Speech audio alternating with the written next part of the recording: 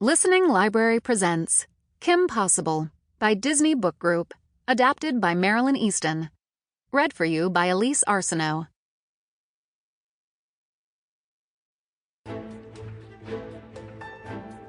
So, a few years ago, Kim accidentally received a distress call. She was done with her homework, so she answered it. Now, well, she saves the world.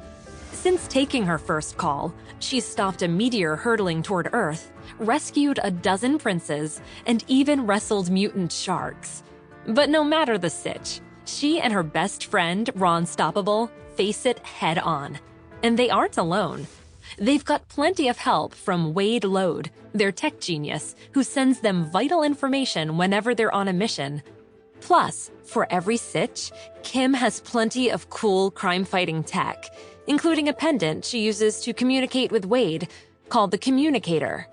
But her all-time favorite evil villain butt-kicking device is her grappling hook. Saving the world involves a shocking amount of grappling hooks. Every Star Student world saver has an arch-nemesis. Kim's is the mad scientist Draken and his evil sidekick Shigo. Come to think of it, she hasn't heard from them in a while. She'll have to check up on them soon. But first, she has a new mission. Today's sitch: deal with a zillion gallons of world-ending slime. Professor Dementor has kidnapped a big-deal slime scientist and is holding him hostage in his alpine lair. But it's so not the drama, because she's going to rescue him. Who is she? She is Kim Possible. Chapter 1. Kim accelerated her jetpack toward a majestic dam surrounded by mountains. As the wind rushed past her, she could see that the structure was holding back a huge reserve of sinister black slime, the handiwork of Professor Dementor. Kim counted double the usual number of henchmen guarding Professor Dementor's lab. Recently, he had suspiciously beefed up his security. But Kim wasn't worried about the extra henchmen surrounding the lair. She was ready. Kim silently landed, expertly removing her helmet and letting her red hair cascade down her back. Inside the alpine lair, henchmen kept watch over a scared-looking doctor bound to a chair in chains.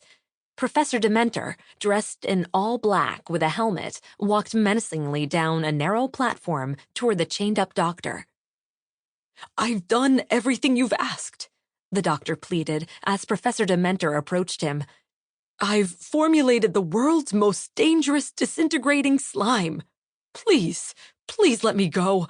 I miss my wife and my kids and my mold spores." Professor Dementor stopped short before him. "My dear Dr. Glotman, you say this is the uber slime." He motioned to a vat of bubbling purple slime down below the platform. Dr. Glotman nodded furiously.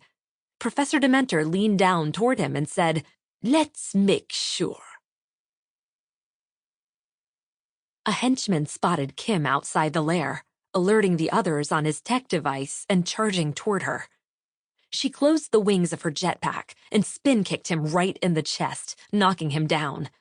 More henchmen charged at her. Kim stared at them with a wry smile and clicked the button on her sternum, unbuckling her jetpack.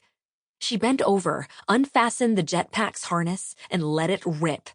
It flew straight ahead, knocking down henchmen like bowling pins. Suddenly, two more henchmen closed in on her, each grabbing an arm. Truth be told, Kim hadn't quite figured out how to get out of this one. At least not yet.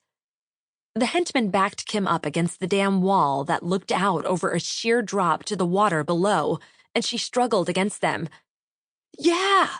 Ron shouted as he fell from the sky and crashed into the two burly henchmen, knocking them over. His helmet flew off. "Are we winning?" asked Ron. He stood up, a dazed look on his face. "Ron, look at the hench dudes you took out," said Kim with a proud grin. "Ron, you've done it again," he told himself as he removed his jetpack. Just as it slid off his back, the wings popped out and the jetpack flew away, disappearing from view in a stream of smoke. "I'm sure Dementor didn't see that," Ron said, leaning casually against a black barrel full of flammable fluids. It tipped over and hit another barrel, causing a chain reaction that started a small fire. "Ron, run!" Kim cried out, ducking behind a rusty crate. Ron dove right beside her just as the fire burst into an enormous explosion. Ron and Kim stood and examined the damage as the smoke cleared. "Okay, he might have seen that," Ron admitted sheepishly. Kim's pendant emitted a 4-note jingle and glowed. Then she pressed it, and a hologram popped up. The lit-up screen being projected from her communicator showed Wade, who wore a hoodie and sat in a dark, computer-filled room somewhere. "Kim, I've got a target lock," said Wade. "Here, see for yourself." The image of Wade's head was replaced with schematics and a map of the building with a big X marked on one of the floors.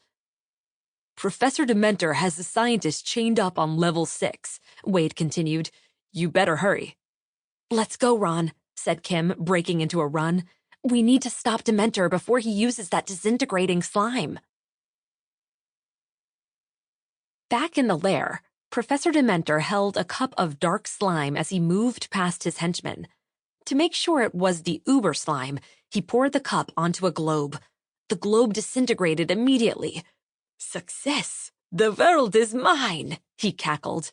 Then the slime turned pink and very, very sparkly.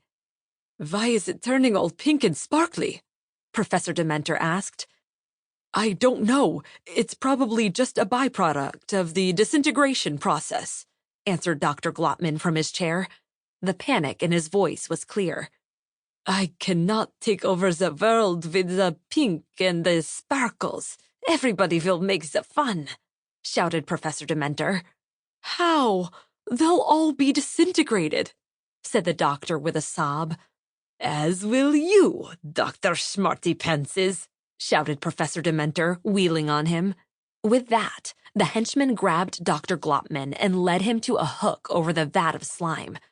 "Now, engage the painfully slow descending hook into your slimy doom," commanded Professor Dementor. Please don't do this. Be reasonable," cried Dr. Glotman as the henchman strung the hook through his chains. Professor Dementor threw back his head and laughed.